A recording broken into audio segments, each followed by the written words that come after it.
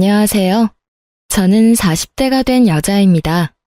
앞자리도 바뀌고 하니 요즘 이런저런 생각이 많아지며 갑갑했던 결혼 생활이 떠오르곤 하네요. 다 잊었다 싶었는데 문득문득 떠오르는 그때의 기억은 어쩔 수가 없나 봐요. 이제는 정말 털어내고 싶어 사연을 쓰게 되었어요. 함께 해주시겠어요? 저는 평소 책을 읽는 것을 좋아해 독서 모임에 나가게 되었어요. 서로 감명 깊게 읽은 책을 교환하여 읽고 이런저런 이야기도 나눌 수 있는 모임이었죠. 남편 역시 그 모임에 나오는 남자 중 한 명이었고 늘 웃는 얼굴에 대화까지 잘 통하는 사람이라 호감이 가더라고요. 그렇게 마음이 깊어지고 남편 역시 저를 좋게 보고 있었는지 만나보지 않겠냐고 하더군요. 저의 승낙으로 저흰 연인 사이가 되었고 연애하는 내내 참 좋았습니다. 남편의 다정함, 배려심 깊은 모습, 다 좋았지만 무엇보다 저의 의견에 귀 기울여주고 제 뜻을 존중해주는 남편의 모습이 가장 좋았어요. 저흰 그 흔한 감정 싸움 한 번도 하지 않고 결혼까지 하게 되었죠. 순탄한 결혼이었어요. 결혼 준비를 할 당시 남편과 전 간소하게 하고 싶었는데 둘 다 외동이라 내심 걱정이 되더라고요. 아무래도 양가 부모님께서 바라는 게 많진 않을까 하고요. 하지만 상견례 자리에서 양가 부모님께선 저희의 의견을 존중하신다며 다 생략해도 된다고 말씀해 주셨고 그때부턴 일사천리로 진행되었던 것 같아요. 좀 걸렸던 것이 있다면 시모의 말투였는데요. 좀 강압적이라고 해야 할까? 명령조가 입에 붙었다고 해야 할까? 하여튼 그런 말투가 마음에 걸리긴 했지만 그 강압이 저를 향하는 것도 아니고 그저 말투가 그런 것이기에 대수롭지 않게 생각하고 그냥 결혼하게 되었어요. 그렇게 행복한 신혼이 지나고 남편에게서 큰 문제점이 보이기 시작했어요. 결혼을 하기 전에 배려가 넘치고 제 의견을 적극 수용해주는 사람이라고 생각했는데 막상 결혼해서 살다 보니 그게 아니더군요. 남편은 제 의견을 적극 수용해주는 것이 아니라 그냥 의견 자체가 없는 사람이더라고요. 처음엔 그냥 그런 사람도 있고 이런 사람도 있다고 생각하며 잘 지내보려고 했어요. 큰 단점이 아니라고 생각했으니까요. 그런데요, 의견이 없는 사람과 산다는 것, 그건 생각보다 더 고된 일이었습니다. 여보, 그러면 우리 적금 만기된 거 어떻게 했으면 좋겠어? 투자했으면 좋겠어? 아니면 다시 적금으로 묶어뒀으면 좋겠어? 그게... 당신은 어떻게 했으면 좋겠어? 글쎄, 나도 고민스러워서 당신한테 물은 건데 일단 이건 좀 더 고민해보자. 그리고 이번에 어머님 생신 땐 어떻게 하면 좋을까? 어머님이 편한 대로 하라고 하긴 했는데 그래도 집에서 모시면 더 좋아하시겠지? 아닌가? 혹시 드시고 싶으신 게 따로 있는 건가? 당신 어머님한테 따로 뭐 들은 말 같은 거 없어? 뭔가 드시고 싶다든지 필요하다든지 그런 이야기 말이야. 엄마가 편한 대로 하라고 했으면 외식해도 될 것 같긴 한데. 아닌가? 집에서 먹는 게 더 좋은가? 나도 따로 들은 이야기가 없어서 잘 모르겠네. 당신 편한 대로 해. 늘 이런 식이었어요. 제가 편한 대로 하는 것도 한두 번이죠. 기계랑 대화하는 것도 아니고 늘 같은 대답만 하니 정말 답답하더라고요. 시간이 지나니 같은 말만 답하던 남편은 저에게 자신의 사소한 것 하나까지 묻기 시작하더군요. 여보, 나 차 고장나서 수리 맡겼거든? 그런데 며칠 걸린다네. 아, 그래? 그런데 표정이 왜 그렇게 안 좋아? 혹시 사고 나서 고장난 거야? 어디 다쳤어? 아니, 그런 건 아닌데 나 출퇴근할 때 있잖아. 버스 타야 할까, 택시 타야 할까? 아, 지하철도 있지? 뭐 타고 가는 게 좋을까? 뭐? 그것 때문에 표정이 그렇게 심각한 거야? 그게 고민스러워서 난 정말 이런 거 결정하는 거 너무 힘들어. 뭘 그렇게 고민해. 최단 경로 검색해서 나오는 대로 타고 가. 그러면 되지. 그런 방법이 있었지? 그래, 알겠어. 이때까진 대수롭지 않게 생각했던 것 같아요. 그냥 답답한 사람이 걱정도 많다, 이런 식이요. 그런데 어느 날은 양말을 보며 가만히 서 있더라고요. 원래 신던 양말들이 오래되어 새로 주문해서 넣어뒀던 터라 무슨 문제라도 생긴 건가 하는 마음에 남편의 옆으로 갔어요. 머리까지 잡아뜯으며 고민하는 남편은 제가 다가가 말을 거니 너무나도 심각한 얼굴로 이렇게 물어오더군요. 왜 그러고 있어? 얼른 준비하고 출근해야지. 그게 양말을 어떤 걸 신어야 할지 모르겠네. 검은색을 신을까? 아니다. 회색이 낫겠지? 아닌가? 흰색을 신어야 하나? 이쯤 되니 짜증을 넘어 화가 나더라고요.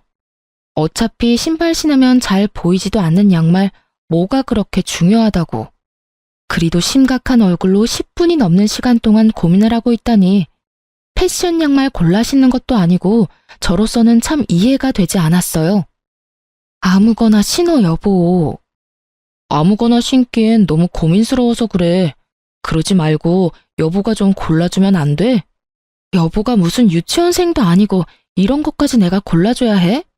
그냥 손 집히는 대로 신으면 되잖아. 양말통에 양말이 무슨 무지개 색깔로 있는 것도 아니고 내가 당신 편하라고 3가지 색깔만 넣어뒀잖아. 제발 그냥 딱 보이는 거 신어. 응? 그게 난 어려운 걸 어떻게 해. 그럼 이때까진 어떻게 골라 신었어? 장가 오기 전까진 어떻게 골라 신었는데? 엄마가 다 골라줬지, 장가 오기 전엔. 엄마가 그날 입을 옷이랑 양말까지 다 챙겨줘서 이런 고민을 할 필요가 없었단 말이야. 엄마는 하나부터 10까지 알아서 다 해줬는데 당신은 왜 안 해줘? 뭐? 지금 양말 안 골라주는 내가 이상하다는 거야? 이상하다는 것까진 아닌데 좀 도와줬으면 좋겠다 이 말이지. 엄마가 알아서 다 챙겨줄 땐 편했는데. 엄마한테 골라달라고 하면 되겠다. 왜 그 생각을 못했지?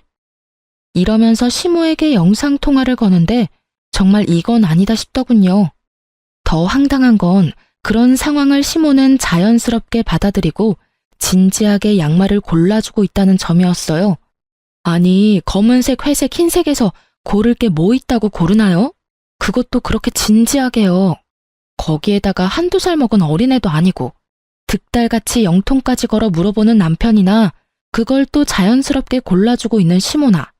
뭐 하는 짓인지 모르겠더라고요.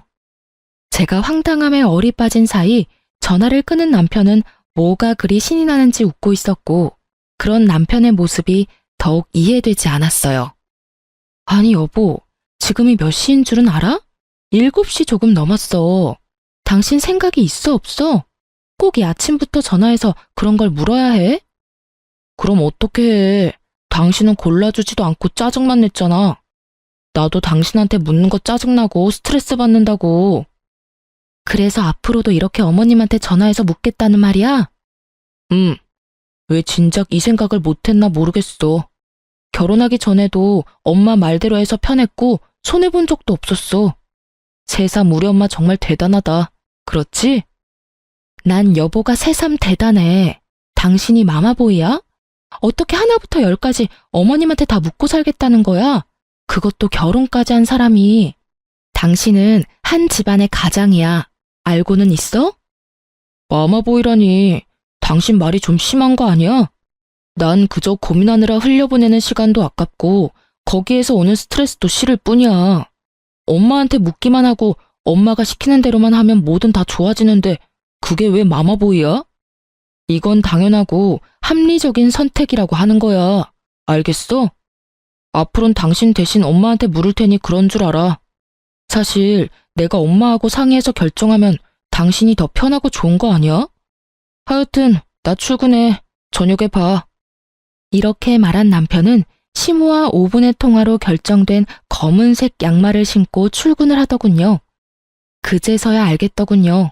남편은 지독한 결정장애도 문제이지만 그것보다 더 충격적인 문제는 심각한 마마보이라는 것을요.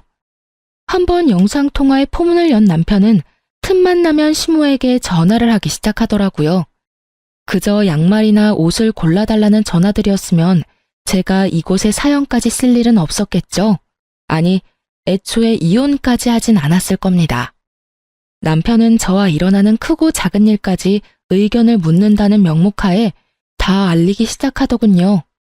친정 아빠의 생신이라 당연히 참석해야 하는 자리에 사회가 가도 괜찮냐고 묻지를 않나 친구 결혼식에 가려고 하는데 축의금은 얼마를 해야 하며 식사는 하고 올지 답례품을 챙겨올지도 묻더군요. 어떤 날은 저녁에 된장찌개를 먹을까 김치찌개를 먹을까로 고민하길래 답답해서 된장찌개를 끓였더니 글쎄 그것도 시모에게 전화로 보고를 하더라고요. 엄마, 오늘 난 김치찌개가 먹고 싶었거든? 그런데 집사람은 된장찌개를 끓였지 뭐야? 이럴 땐 어떻게 해야 해? 그럴 땐 김치찌개를 먹고 싶다고 하고 새로 끓여달라고 하면 돼. 먹고 싶은 건 먹고 살아야지. 들었지? 나 김치찌개 먹고 싶어. 다시 끓여줘. 제 심정이 어땠을지 상상이 되시나요? 정말 보글보글 끓고 있는 된장 뚝배기로 남편 휴대전화를 부숴버리고 싶은 심정이었어요. 남편은 서서히 자신의 문제를 넘어 부부 사이의 문제까지도 시모에게 묻고 시모가 시키는 대로 하기 시작했고 당연히 저와 남편은 싸움이 잦아지게 되었어요. 일이 그렇게 되니 전 당연히 시모의 미움을 한몸에 받게 되었고 처음엔 남편을 통해 저에게 말을 전하던 시모는 어느 순간부턴 남편과의 전화를 끊어버리고 저에게 바로 전화를 걸어 훈수질을 하기 시작하더라고요. 아가, 너 요즘 우리 아들한테 잔소리를 그렇게 한다면서? 집안에서 여자 목소리가 너무 커도 좋지 않은 법이다. 나 봐라, 얼마나 내조를 잘하니? 날 보고 좀 배우렴. 그리고 앞전에 우리 아들 입고 왔던 옷은 영 별로더라. 그거 버리고 베이지 계열 옷 사다 입혀. 우리 아들은 그런 색 입히는 게 잘 받아. 알겠니? 이런 식으로요. 저에게 할 말을 어디 메모라도 해놨다가 몰아붙이는 것도 아니고 2, 3일에 한 번씩 전화가 와서 다다다 자기 할 말만 하고 끊어버리는데 정말 이건 아니다 싶더라고요. 아주 시댁의 시자만 들어도 치가 떨리는 상황인데 참고 있던 저의 인내심을 뚝 끊어버리는 일이 일어나고야 말았습니다. 그날도 다른 날과 마찬가지로 퇴근을 하고 기쁜 마음으로 집으로 돌아왔어요. 집엔 불이 환히 켜져 있었고 전 당연히 남편일 거라 생각했어요. 하지만 저희 집엔 남편은 없었고 누구보다 자연스럽게 주방에서 요리를 하고 있는 어머님이 있더라고요. 전 결혼을 하기 전부터 이건 절대 안 된다고 생각했던 것 중 한 가지가 이것이었어요. 시댁 식구뿐 아니라 친정 식구들이라도 부부의 공간엔 함부로 들어오는 것은 절대 안 된다고요. 왜 막장 드라마에도 그런 장면들이 가끔 나오잖아요. 아내와 상의도 하지 않고 시모에게 현관 비밀번호를 알려주는 그 생각 없는 남편놈들. 저런 생각 없는 놈들은 그냥 결혼을 하지 말고 혼자 평생 살아야 한다고 욕을 했었는데 그 욕 얻어먹어 마땅한 인간이 제 남편이었더라고요. 제 생각이 이러했기에 그 순간 시모의 행동은 절대 용납도 이해도 되지 않는 것이었어요. 이런 제 생각은 전혀 알지 못하는 시모는 저와는 달리 아주 평온한 얼굴로 주인인 양 저를 맞이하더라고요.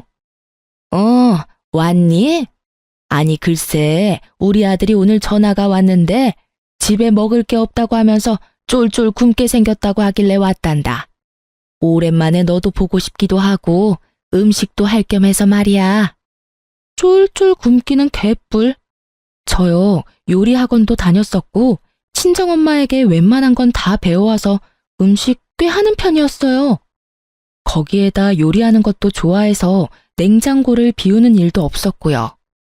그날도 전날 밤에 미리 재워둔 갈비부터 해서 밑반찬 3가지, 묵국까지 한 끼는 제대로 먹고도 남을 음식들이 있었는데 왜 그런 전화를 했는지 도무지 이해가 되지 않더라고요.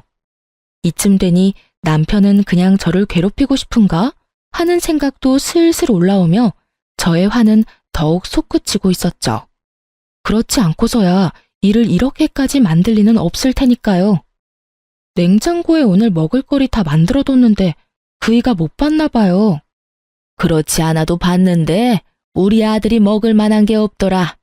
우리 아들은 그런 거 싫어해. 너 그러고 서 있지 말고 얼른 옷부터 갈아입고 와서 옆에서 좀 보고 배워. 내가 오늘 우리 아들은 어떻게 해야 좋아하는지 알려줄 테니까 말이야. 제가 미리 재워둔 갈비를 개눈 감추듯 먹고 그 양념에 밥까지 말아먹은 사람인데 그런 걸 싫어한다뇨.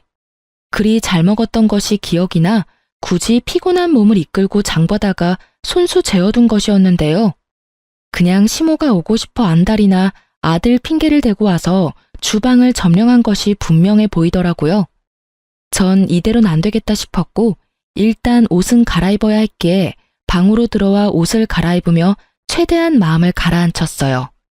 심호흡을 몇 번이나 했는지 몰라요. 아무리 이 상황이 황당하고 화가 난다고 해도 흥분을 한 채 어른에게 제 뜻을 전하고 싶지 않았으니까요. 그렇게 전 주방으로 향했고 여전히 바쁜 시모에게 최대한 정중하게 말을 했어요. 저 어머님 부탁이 있어요. 응? 부탁? 말해보렴. 앞으론 저한테 먼저 연락하고 오시면 안 될까요? 그러면 제가 일찍 마치고 와 있을 수도 있잖아요. 오늘처럼 이렇게 아무도 없는 집에 들어와 있는 건 아무래도 제가 좀 그래요, 어머님. 부부 공간이기도 하고 집안꼴이 엉망일 수도 있고요. 부탁 좀 드릴게요. 최대한 좋게 이야기했다고 생각했는데 시모는 그저 제 모든 것이 마음에 들지 않는다는 듯 들고 있던 국자까지 바닥에 내팽개치며 노발대발하기 시작하더군요. 뭐야? 내가 너 좋게 좋게 대해보려고 했는데 정말 안 되겠구나. 네가 뭔데 나한테 오라가라 하니? 여기 내 아들 집이야. 내 아들 집에 내가 오겠다는데 네가 뭔데? 제 집이기도 하니까요. 이 집 살 때 어머님 아들 돈만 들어간 거 아니고요. 제 돈도 반틈 들어갔으니 엄연히 따지면 저희 부부집이죠. 아, 그러니까 네 말은 그까짓 알량한 몇 푼 보탰으니 네 집이기도 하다. 이 말이지? 그래서 나보고 앞으로는 발길도 하지 말라. 이 말이 하고 싶은 게야? 아니요. 아예 오지 말란 말이 아니라 언제든 와도 상관없는데 연락은 주고 오면 좋겠다. 이 말이에요. 이렇게 집주인도 없는데 들어와서 이러고 계시는 거 제 입장에선 좀 곤란해요. 기분도 사실 좋진 않고요. 내가 기가 막혀서 아니 다 됐고 그래서 얼마 보탰니? 이 집 사는데 네가 보탠 돈이 얼마야? 그건 왜 물어보세요? 내가 그 돈 줄 테니 그 돈 받고 내가 앞으로 비밀번호를 누르고 이 집에 들어오든 배를 누르고 들어오든 아무 상관도 하지 말아라. 그깟 돈 얼마나 된다고 네 집? 부부집이라고? 그게 어른한테 할 말이야? 그것도 시어머니한테? 정말 이 말을 듣는데 심장이 빨리 뛰기 시작하는 것이 느껴지더군요. 어른도 어른 나름이지. 더는 대접을 해줄 필요가 없다고 느낀 저는 그때부턴 참지 않고 시모에게 대응하기 시작했어요. 아니요, 그럴 필요까진 없고요. 제가 남편이 보탠 돈 돌려줄 테니 앞으론 이 집에 발길도 하지 마세요. 그렇게 되면 서로 얼굴 붉힐 일도 없고 좋을 것 같네요. 시모 입장에선 제 말이 심하다고 느껴질 수도 있다고 생각하기는 합니다.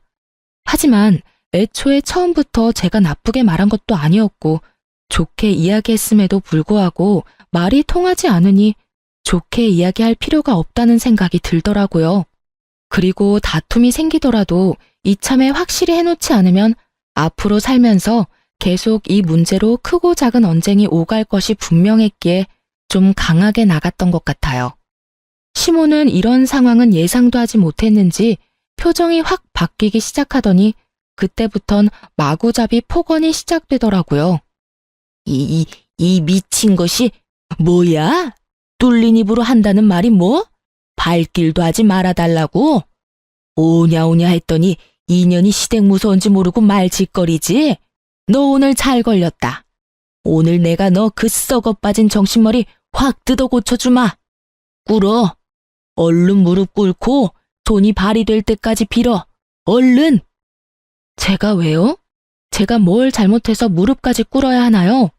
전 절대 무릎 꿇을 생각도 손이 발휘될 때까지 빌 생각도 없어요. 아니, 애초에 잘못은 어머님이 하셨잖아요. 요즘 아무리 자식 집이라고 해도 아무도 없는 집에 이렇게 막무가내로 들어오는 부모님들이 어디 있어요. 저희 친정 부모님들은요, 사위 불편할까 싶어서 집에 찾아오지도 않으시고, 친정으로 부를 때도 사위 일정 2번, 3번씩 물어보시고, 컨디션 체크까지 해서 부르세요. 그런데 어머님은 제가 뭘 그렇게 잘못했다고 욕하면서 무릎까지 꿇으라고 하냐고요. 기어코 저의 입에선 쌓인 말들이 쏟아져 나와버렸고, 제 말을 듣고 있던 시모는 사연엔 차마 쓰지 못할 욕을 하기 시작하더군요. 각종 동물의 새끼들이 난무하고 제 어깨를 손가락으로 밀치기까지 하는데 차마 상종 못할 인간이라는 생각이 딱 들더라고요. 그래서 전 대화가 시작되기 전 혹시 모를 상황에 대비해 녹음 중이던 휴대전화를 버젓이 시모의 얼굴에 내밀었어요. 그러니 또 시모가 노발대발하며 물어오더라고요. 너 지금 뭐 하니? 설마 녹음하니? 네, 다 녹음하고 있어요.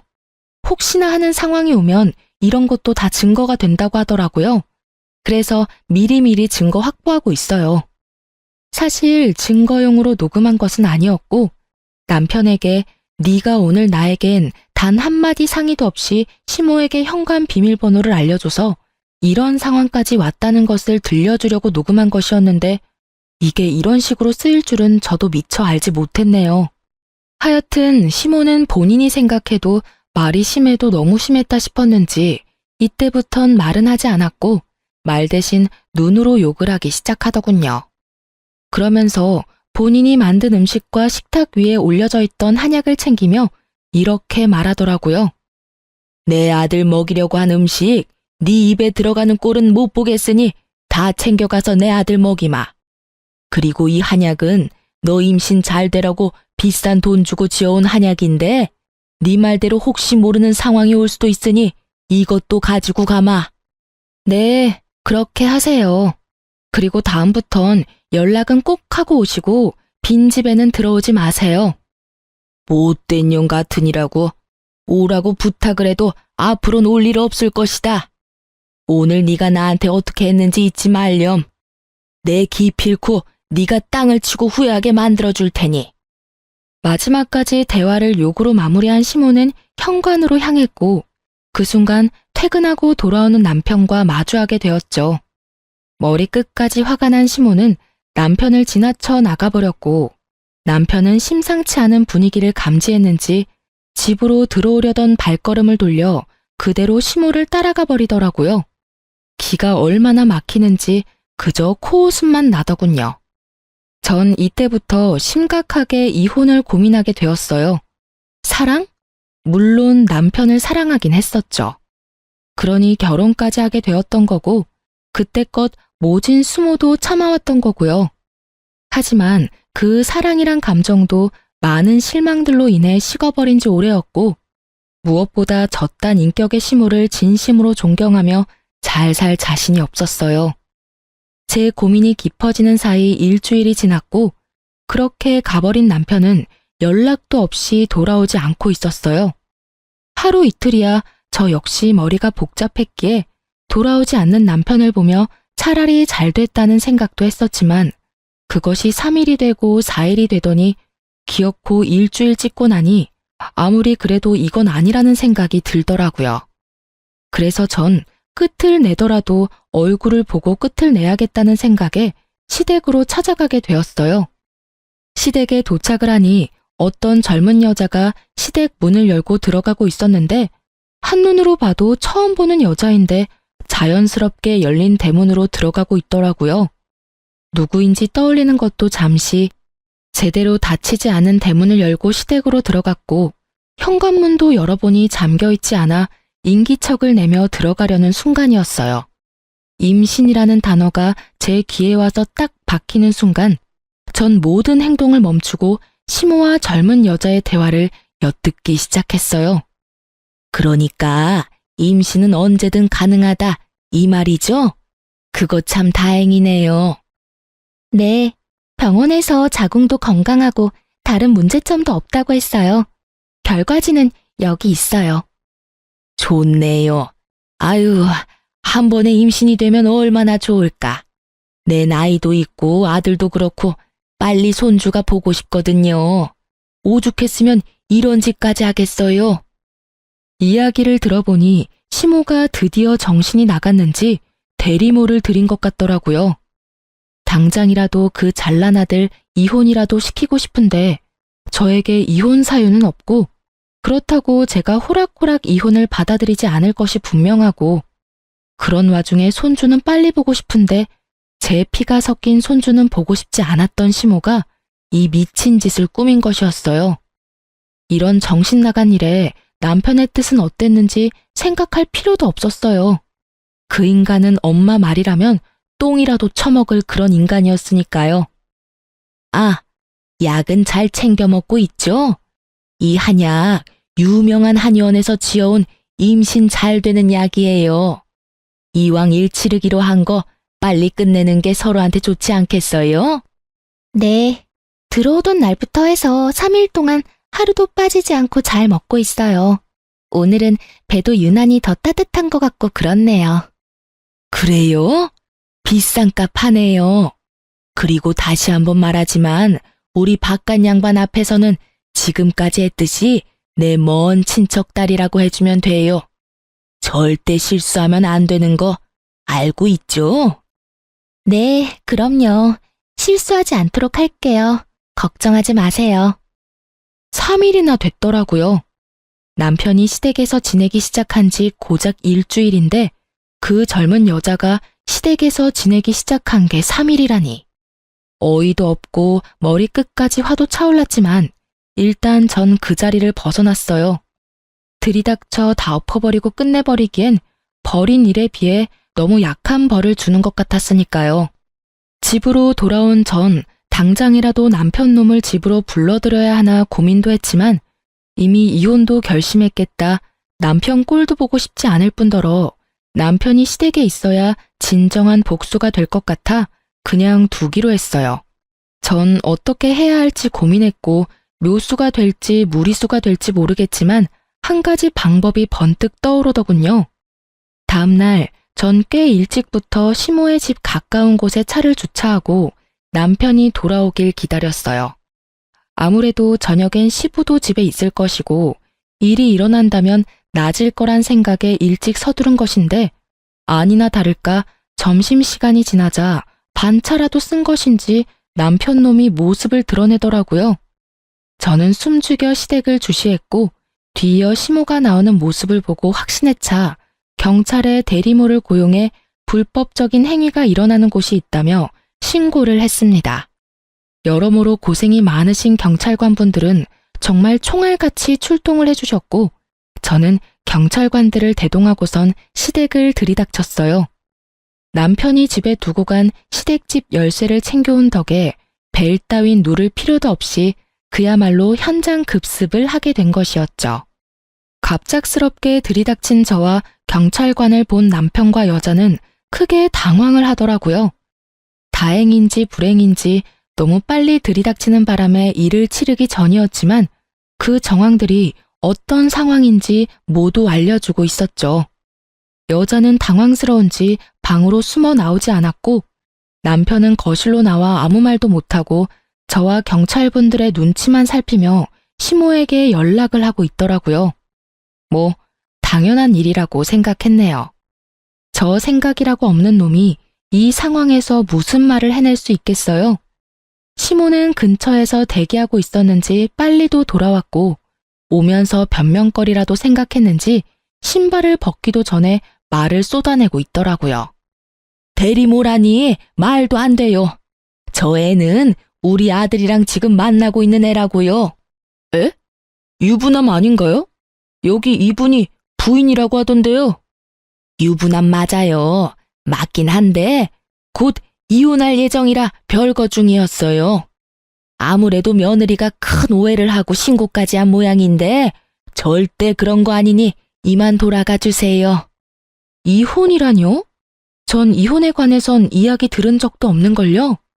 다툰 건 남편이 아니라 어머님이랑 다퉜고 집 나간 남편이 일주일째 집에는 오지도 않고 시댁에 있었던 건 맞는데 이혼 이야기는 한 적도 없어요. 상반되는 주장에 경찰관은 이러지도 저러지도 못하는 상황이 되어버렸어요. 대리모 처벌을 받게 된다면 제일 좋은 상황이겠지만 찾아보니 불법적인 행위는 맞으나 그걸 증명하는 것이 몹시 어려울 뿐 아니라 현실적으로 힘들 수 있다는 걸 알고 있었기에 이쯤에서 경찰관들은 보내드리기로 했어요.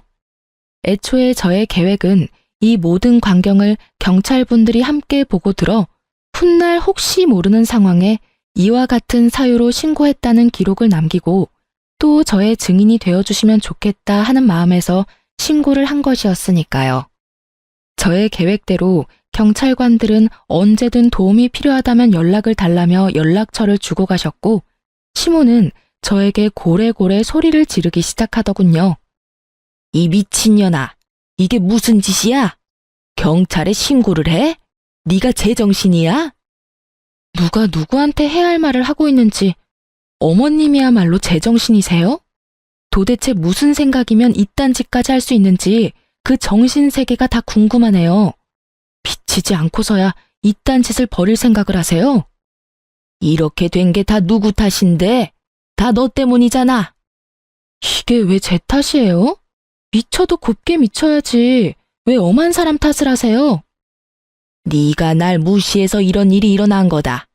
내 아들을 데리고 사는 주제에 네가 감히 날 무시해? 집에 발길도 하지 마. 연락을 해? 네가 내 말만 잘 듣고 그따위로 굴지만 않았어도 내가 이렇게까지 하진 않았을 거다. 이 모든 게 다 날 무시한 너 때문에 일어난 결과다. 이 말이야. 알겠니? 정말 정신이 나간 사람처럼 눈을 뒤집고 억지를 부리던 시모는 방에 숨어 떨고 있던 여자를 끌고 와 자신의 옆에 세우더니 이렇게 말하더군요. 난 얘를 내 며느리로 맞을 예정이니 넌 그런 줄 알고 당장 내 아들이랑 이혼해. 당장! 이혼하라고 하면 누가 겁낼 줄 아세요? 그깟 이혼 그렇지 않아도 할 거라고요. 돈 두둑하게 준비해두는 게 좋을 거예요. 저 소송을 하는 한이 있더라도 위자료 청구는 꼭 할 거니까요. 위자료? 우리가 왜 위자료를 줘야 하니? 그런 돈 먹고 죽으라고 해도 없다. 내 말 못 들었니? 우리 아들 이 여자랑 결혼시키려면 돈 들어갈 데가 한두 군데가 아닌데 너한테 줄 돈이 있겠니? 헛꿈 꾸지 말고 그냥 조용히 이혼이나 해. 알겠어? 아줌마, 법이 뭐 아줌마 뜻대로 마음대로 다 될 줄 아세요? 헛꿈은 아줌마가 꾸고 계시네. 꿈 깨세요. 재혼은 무슨, 이혼이나 제대로 하고 아들 재혼시킬 생각을 해야지. 시모의 말이 저도 어이가 없었는데 그 여자도 어이가 없긴 없었는지 두려움에 떨던 모습은 온데간데 없이 사라지고 크게 화를 내며 말하기 시작하더라고요. 잠시만요. 아줌마, 지금 무슨 소리를 하시는 거예요? 결혼이라니. 제가 언제 결혼한다고 했어요? 전 그저 일을 하러 온 것뿐이라고요. 여자의 반박은 예상하지 못했는지 시모가 크게 당황하며 여자를 설득하기 시작하더라고요. 시모의 설득에도 여자의 마음을 돌리기엔 부족해 보였지만요. 그게 아가씨 잘 생각해봐요. 우리 집 이 정도면 꽤 사는 편이고 우리 아들 능력도 좋아. 아가씨도 이런 일이나 하는 것보단 결혼해서 아기 낳고 안정적으로 사는 게 더 좋지 않겠어요? 며칠 되진 않았지만 내가 아가씨가 마음에 들어서 그래. 우리 바깥 양반한테야 사실 먼 친척이 아니라 친구 딸이었다고 둘러대면 되는 거고. 어때요? 좋지 않아요? 좋기는요? 제가 비록 돈이 급해서 이런 제안을 받아들이긴 했지만 이딴 남자랑 결혼할 생각은 죽어도 없다고요. 거기에다가 이런 시어머니라니 제가 미쳤어요? 그리고 유부남이라니 이혼남이라고 했잖아요. 이혼했는데 자녀는 꼭 보고 싶어서 어쩔 수 없이 이런 방법까지 찾게 됐다면서 그래놓고선 기막혀서 정말. 저 그만둘게요. 어차피 그 한약만 먹었다 뿐이지 일은 시작도 못했고 돈도 못 받았으니까 없던 걸로 치자고요. 그럼 전 가볼 테니 집안일은 알아서들 해결하시라고요. 아가씨, 그러지 말고 다시 생각해 봐요. 몇 번을 생각해도 제 생각은 변하지 않으니 이것 좀 놓으시라고요. 간절하게도 매달리는 시모의 팔을 뿌리친 여자는 자신의 짐을 챙겨 현관문을 열었고 그 순간 사람들이 우르르 넘어지듯 시댁으로 들어오는 것이 아니겠어요? 알고 보니 조용한 동네에 경찰들이 왔다 갔다 하니 궁금했던 동네 사람들이 시댁 앞으로 서성이기 시작했고 궁금증을 참지 못했던 몇몇 분들이 열린 대문으로 들어가기 시작하자 뒤따라 많은 사람이 들어오게 되었고 그렇게 모인 사람들은 현관 앞에 귀를 세우고 모든 대화를 엿듣게 된 것이었어요.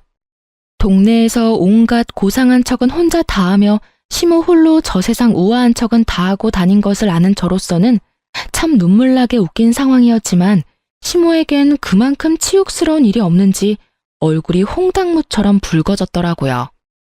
이게 무슨 개망신이야? 다들 뭘 보고 있어요? 당장 나가지 못해요? 시모의 호통에 다들 밖으로 나가긴 했지만 눈빛들이 초롱초롱한 걸 보아하니 중요한 내용은 다 들은 것 같더라고요. 시모는 이런 상황 역시 전부 제 탓으로 돌리고 싶은지 저에게 또 온갖 말을 쏟아내더라고요. 이게 다 니년 때문이라고. 이게 무슨 망신이야? 이제 동네에 얼굴을 어떻게 들고 다니냐 이 말이다. 이 와중에도 제 탓인가요? 정말 이 정도는 병이에요. 나한테 이러고 있을 시간에 병원이라도 가보는 건 어때요? 요새 정신병원 생각보다 좋다고요. 무엇이 어쩌고 저째? 너 내가 가만둘지 알아? 너 이렇게 독하고 되바라지지 못한 년이라고 다 소문내고 다닐 거다. 그렇게 되면 네가 얼굴이라도 똑바로 들고 다닐 수 있을지 알아? 네 인생 거기에서 끝이다 이거야. 아줌마, 명예훼손이라는 죄가 생각보다 커요. 그러다 제가 합의라도 안 해주면 어디 가야 하는지는 잘 알고 있죠? 깜빵 가야 해요, 깜빵. 뭐 생활비 안 들고 좋긴 하겠네요.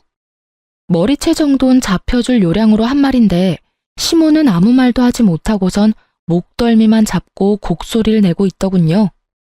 마음에 담아뒀던 말도 다 했겠다. 상황을 보니 제가 거기에서 더 할 일은 없어 보이더라고요.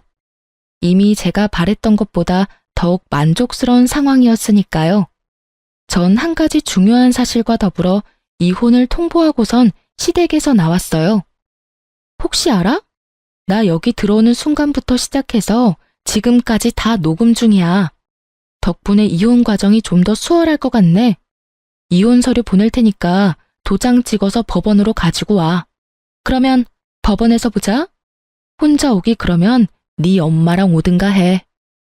전 집으로 돌아왔고 실시간으로 변하는 감정 앞에 울다가 웃다가를 계속해서 반복했던 것 같아요. 생각보다 더 잔혹했고 더 아프더라고요. 그렇게 감정의 널뛰기 속에서 헤어나오고 있는 순간 시모와 남편이 찾아왔더라고요. 그 순간에도 남편은 입을 다물고 있었고 시모가 주도해서 말하기 시작했어요. 예, 일이 이렇게까지 됐는데 계속 같이 살라는 말은 하지 않으마.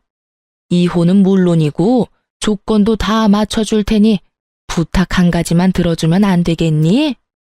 부탁이요? 그래, 뭐 어려운 건 아니고 혹시나 우리 영감한테 연락이 와서 이혼하는 이유에 관해서 물으면 그냥 성격 차이라고 해주면 안 되겠니? 오늘 있었던 일은 제발 비밀로 좀 해주렴. 찾아와서 한다는 말이 고작 그거예요? 그럼 부탁하기 전에 저한테 사과라도 해야 하는 거 아닌가요? 당신도 그래. 이런 상황에서도 입국 다물고 있는 게 말이 돼? 나한테 안 미안해? 나한테 할 말이 전혀 없냐고. 미안해 여보. 내가 다 잘못했어. 그러니까 엄마 말대로 아버지한텐 제발 비밀로 해주라. 아버지 알면 진짜 큰일 나. 왜? 아버님이 아시면 큰일이라도 나나 봐. 구야, 당신도 잘 알잖아, 아버지 성격. 아버지가 아시는 날엔 모르긴 몰라도 집에서 쫓겨날 거야. 그게 겁나는 인간이 그딴 짓을 해? 엄마가 괜찮다고 했단 말이야. 넌 엄마가 죽으라고 하면 죽을 거야? 됐다 됐어. 내가 너 같은 마마보이랑 무슨 말을 하겠어? 일단 알겠으니까 네 엄마 데리고 좀 가. 두 사람 계속 보고 있다간 정말 큰 사고 칠 것 같으니까. 두 사람은 몇 번이나 정말이냐며 되묻더니 돌아가더라고요. 전 정말로 아버님에게 알릴 생각이 없었어요. 왜냐고요? 이미 아버님은 알고 계셨으니까요. 제가 시댁에서 나오는데 실행력 하나는 끝내주는 동네분이 이미 아버님에게 전화를 걸어 모든 사실을 알리고 있더라고요. 그러니 두 사람의 애원대로 제가 비밀로 한다 한들 이미 소용없는 일이지 않겠어요? 그 비정상적인 집안에서 유일하게 정상적인 분이 아버님이시니 두 사람의 앞날이야 뻔했죠. 아니나 다를까 퇴근을 하신 아버님은 시댁을 뒤집어 엎어버리고 저에게 전화를 주셨더라고요. 수화기 너머로 들려오는 시모와 남편놈의 흐느끼는 소리가 참 들을만 하더군요. 아가야, 이야기 다 들었다. 내가 너에게 너무 미안해서 어떻게 미안하단 말을 전해야 하는지 모르겠구나. 정말로 미안하구나. 내가 너를 대신해서 두 사람에게 크게 한 소리 했다. 아무리 정신이 나갔다고 해도 어떻게 그런 짓거리까지 할 수가 있는지. 아휴, 너도 그렇다. 그런 일이 있었으면 혼자 끙끙거리지 말고 나한테 알렸어야지. 혼자 얼마나 힘들었을 거야. 내가 정말 그 말을 듣는데 우리 아가가 혼자 힘들었을 생각을 하니 억장이 다 무너져서 혼났어. 좋지도 않은 일 일찍 아셔봤자 이렇게 속상해하실 게 뻔하니 입이 안 떨어지더라고요. 죄송해요. 네가 죄송할 게 뭐가 있어? 내 걱정에 그런 걸 나도 다 알고 있는데. 어찌되었든 난 이 인간들한테 어떠한 도움도 주지 않을 테니 네가 하고 싶은 건 다 하렴. 알겠니? 네, 알겠어요. 그렇게 말씀해 주셔서 감사해요. 감사하긴. 늘 건강하거라, 아가. 네, 아버님도 건강하세요. 이 통화를 마지막으로 아버님과 더는 연락을 주고받는 일은 없었어요. 전 변호사를 선임했고 제가 가지고 있던 모든 증거를 넘겨드렸죠. 이혼 소송과 함께 시모를 상대로 한 위자료 청구 소송도 진행하게 되었고 전 승소하게 되었어요. 결정적으로 승소를 하게 된 건 당시 현장에 출동했던 경찰관 두 분의 증언과 출동 기록 때문이었는데요. 어쨌든 전 성공적으로 이혼을 했고 위자료도 생각보다 더 많이 받을 수 있었네요. 그 지긋지긋하던 시댁과의 인연도 끝이 나고 전 시댁이 있는 쪽으론 보지도 않고 살았는데 거래처 미팅이 하필 전 시댁 근처에서 잡히는 바람에 어쩔 수 없이 간 적이 있었어요. 약속 장소 근처에 주차하고 전 시댁 앞을 지나는데 저를 알아본 몇몇 주민분들이 저에게 전 시댁의 소식을 알려주고 싶으신지 큰 소리로 대화를 하기 시작하더라고요. 아니, 글쎄 그 이야기 들었어? 무슨 이야기? 저 집에 경찰 왔다 가고 난 뒤에 아주 집안이 풍비박산이 났잖아, 왜? 아, 그래? 그 집 아들 이혼하고 집에서도 쫓겨났다지 아마? 그딴 짓을 했는데 집에서만 쫓겨났겠어? 회사도 잘렸다던데. 마침 마트 집 딸이 저 집 아들이랑 같은 회사를 다녔지 뭐야. 바람이라고 하든 사랑이라고 하든 엄연한 범죄인데 회사에도 소문이 쫙 돌아서 결국 잘렸다고 하더라니까. 그거 참 꼴 좋다고 생각하며 걸음을 서두르려는데 아직 남은 이야기가 있는지 저를 따라오며 대화를 하시더라고요. 그런데 아들은 그렇다 치고 그 옆에 내는 왜 안 보여? 에? 몰랐어? 그 옆에 내도 집에서 쫓겨났잖아. 집안을 풍비박산을 내놨는데 안 쫓겨나고 배겨? 온 동네를 누비고 다니면서 온갖 고상한 척은 혼자 다 하더니 결국 이혼당하고 집에서 쫓겨나고. 그러게 장가가면 내 아들 아니다 하고 살아야지. 요즘 시댁이 옛날 시댁이랑 같나? 하여튼 이혼당하고 쫓겨날 때도 얼마 받지도 못했다고 하더라고. 그 나이에 쥐꼬리만한 돈 받아서 쫓겨났으니 노년 참 고달프게 생겼어. 어머, 그래서 요즘 안 보였나 보네. 난 또 창피해서 밖에 안 나오는 건 줄 알았지. 그 옆에 내 얼굴에 철판이 얼마나 두꺼운데 그런 일이 있었다고 집에 처박혀 있겠어? 아마 모르긴 몰라도 이혼 안 당했으면 아무 일도 없었다는 듯이 온갖 고상한 척은 다 하면서 다녔을 거야.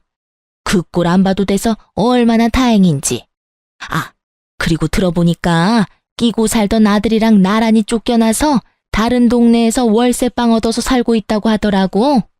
제가 알기론 전 시댁에 재산이 조금 있기도 했고 아버님이 일도 꾸준히 하셔서 두 사람 다 돈 걱정 한번 해보는 일 없이 살았던 걸로 알고 있는데 이야기를 들어보니 노후가 꽤 볼만하겠더라고요. 그나마 모았던 전 시모의 비상금도 위자료로 저에게 다 준 것으로 알고 전 남편 역시 남은 돈이 얼마 없는 것으로 알고 있으니까요. 거기에다 직장까지 잃었으니 절망스럽겠네요. 아, 아닌가요? 직장에서 결정하느라 스트레스 받을 일이 사라졌으니 더 좋을 수도 있겠네요. 거기에다 뭐든 다 챙겨주고 결정해주는 전 시모가 옆에 있으니 어쩌면 더 행복할 수도 있겠네요. 통쾌한 소식을 전해주신 동네분은 하고 싶었던 말을 다 하셨는지 더는 저를 뒤따르지 않으시더라고요. 속으로 감사의 마음을 전했습니다. 덕분에 그 인간들의 통쾌한 결말을 알게 되었으니까요. 요즘엔 전 진급을 앞두고 있어서 바쁘게 보내고 있어요. 그 끔찍한 마마보이와 이혼을 한 지도 벌써 5년이란 세월이 흘러갔네요. 이렇게 보니 새삼 시간이 참 빠른 거 있죠? 그 사이 전 좋은 사람을 만나 연애를 하고 있어요. 남자친구는 평범한 직장인인데 직장뿐 아니라 다 평범하기 그지없는 평범한 사람인데 저에 대한 애정만큼은 평범하지 않은 그런 남자예요. 남자친구를 사랑하긴 하지만 한번 실패한 경험이 있어서 그런지 결혼 생각이 쉽사리 들진 않네요.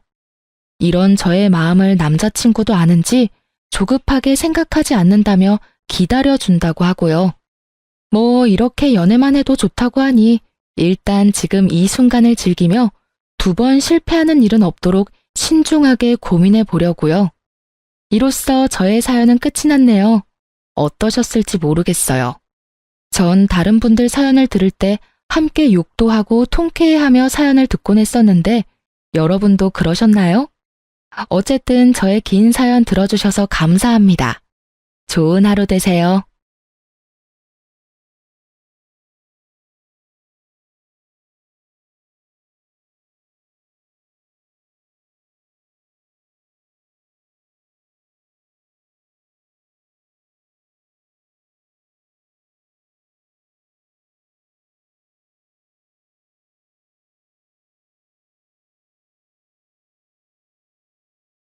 안녕하세요.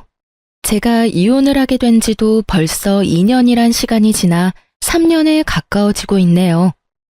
아예 잊었다면 거짓말이겠지만 꽤 오랫동안 떠올리지 않고 있었는데 최근에 저의 이혼의 결정적인 원인이 되었던 전 시누이를 보게 되었는데 다시 이혼하던 순간이 떠오르더라고요. 그래서 하소연도 할 겸 해서 사연을 써봅니다. 긴 이야기가 될 수 있지만 한번 들어주시겠어요? 저와 남편의 첫 만남은 황당하기도 했고 웃기기도 했어요. 당시 맛집으로 유명했던 떡볶이집이 있었는데 남편과 전 그곳에서 처음 만났죠. 남편은 남편의 친구와 전 제 친구와 떡볶이집에 방문했고 친구와 단 한마디의 대화도 없이 떡볶이를 먹는 저에게 남편이 다가오더라고요. 다짜고짜 첫눈에 반했다며 전화번호를 달라고 휴대전화를 내미는데 얼마나 당황스러웠는지 몰라요. 제 입가에 떡볶이 국물이 묻은 것이 다 느껴지는데 그런 모습을 보고도 첫눈에 반했다니. 이 남자도 정상적인 사람은 아니구나 싶더군요.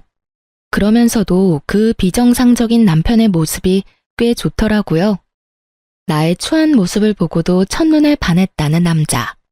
부담스럽게 느껴지기보단 매력적으로 느껴지더라고요.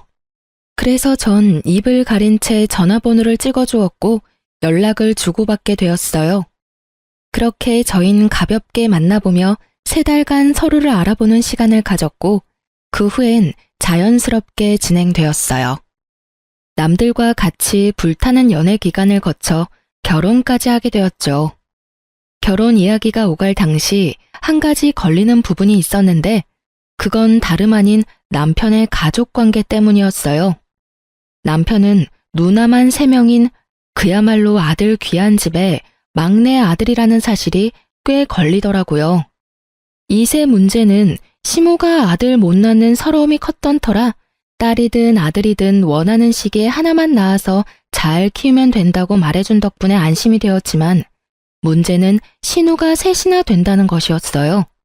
결혼하는 순간 시모가 1명이 아닌 3명이 될 것만 같은 그런 느낌적인 느낌이 쉽사리 사라지지 않더라고요.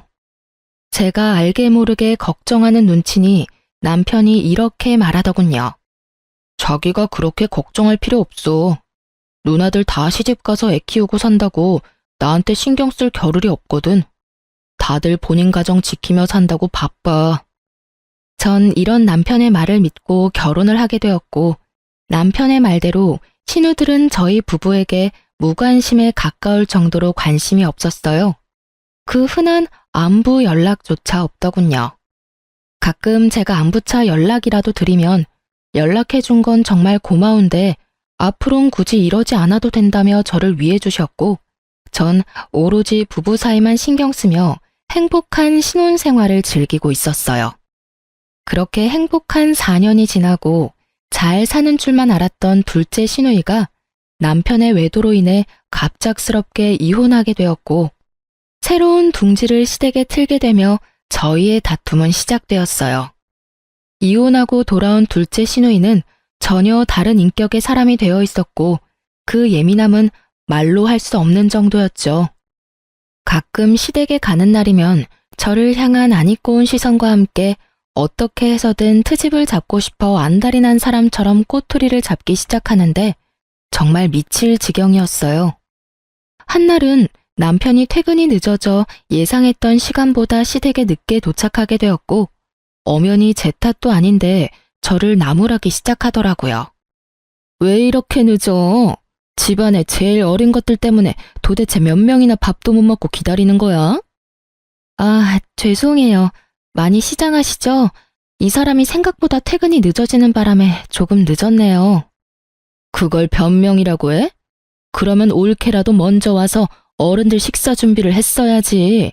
이게 뭐야? 올케가 늦는 바람에 내가 식사 준비 다 했잖아. 혹시 올케 일부러 늦은 거 아니야? 일하기 싫어서? 아니에요, 형님. 이 사람한테 물어보세요. 정말 이 사람이 금방 마친다고 해서 기다렸는데 생각보다 지체되는 바람에 늦은 거예요.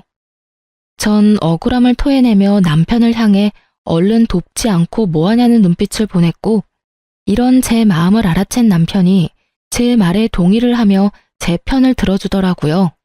비록 그 동맹은 길지 않았지만요. 아니야, 누나. 나영이는 진짜 나 퇴근하기 전부터 회사 앞에 와서 기다렸는데 내가 갑자기 일이 생겨서 늦었어. 갑자기 생긴 일이라 나영이한테 연락해줄 틈도 없었고 그래서 나영이는 그저 기다릴 수밖에 없는 상황이었어. 어머, 얘 봐라. 너 꼴에 지금 네 와이프 편을 드는 거니? 이혼한 누나 앞에서 참 잘하는 짓이다. 아니, 누나, 그게 아니라 나는 그냥 누나가 오해하고 있길래 우리 상황은 그랬다고 설명해주는 거야. 그래? 그러면 알겠어. 자칫하면 나 서운할 뻔했잖아. 그건 그렇고 다음부터 나에 따라와. 그럼 늦을 일도 없을 거 아니야. 형님, 저 회사에서 여기까지 오려면 버스 2번이나 갈아타야 해요. 그게 왜? 내가 갈아타는 것도 아닌데 내가 그것까지 신경 써야 해? 순간적으로 전 제 귀를 의심했습니다. 이 무슨 이기적인데 싹수까지 없는 말인가요? 이럴 때야말로 남편이 나서 한 소리를 해줘야 하는 타이밍인데 남편 놈은 누나에게 핀잔 한 번 얻어먹었다고 저와 눈도 마주치지 않으며 온몸으로 이 상황을 회피하고 있더군요. 아니, 형님, 무슨 말을 그렇게 섭섭하게 하세요? 내 말이 뭐? 내 말이 틀렸어? 형님 말대로라면 형님이 음식을 하든 말든 제가 하는 것도 아닌데 남편 차 타면 편하게 올 수 있는 시댁을 왜 제가 버스를 2번씩이나 갈아타면서 일찍 와야 해요? 그렇지 않나요? 뭐야? 그야 당연히 올케가 며느리니까 일찍 와서 어른들 식사 준비해야 할 거 아니야. 그렇게 치면 며느리보다 자식이 자기 부모님 먹을 음식 준비해야 하는 게 더 당연한 거 아닌가요? 효도를 해도 며느리보다 자식이 더 해야죠. 뼈를 깎아가며 키워낸 건 며느리가 아니라 자식이잖아요. 시누이는 논리에서 밀린다 싶으니 막무가내로 소리를 지르며 밀어붙이기 시작했고, 저 역시 그간 쌓인 게 많았던 터라 물러서지 않고 맞섰어요. 야, 너 말 다 했어? 어디서 말대꾸야 말대꾸가? 야라니, 아무리 감정이 많이 상한 상태라고 해도 말은 좀 가려가면서 하시죠? 왜? 야라고 하면 안 돼? 너 나보다 나이도 어리잖아. 말이 아다르고 어다른 건데 굳이 반말하면서까지 제 기분 상하게 말할 필요는 없다는 말을 한 거예요. 지금 나 가르쳐? 네가 뭔데 나한테 이래라 저래라야? 형님이 다른 사람한텐 그런 식으로 말한다면 저도 상관하지 않죠. 저 하나 먹고 살기도 바빠 죽겠는데 미쳤다고 제가 상관하겠어요? 그런데 지금은 형님이 저한테 그런 말을 했고 제 기분이 나빴으니 충분히 말할 수 있는 상황이죠. 제가 당사자니까요. 한마디도 지지 않고 자신의 누나한테 말대답하는 제 꼴이 보기 싫은 것인지 남편은 버럭 화를 내며 시누이 편을 들더라고요. 당신 지금 누나한테 이게 무슨 말버릇이야? 당장 누나한테 사과하지 못해? 전 너무 황당해 코웃음만 나오더군요.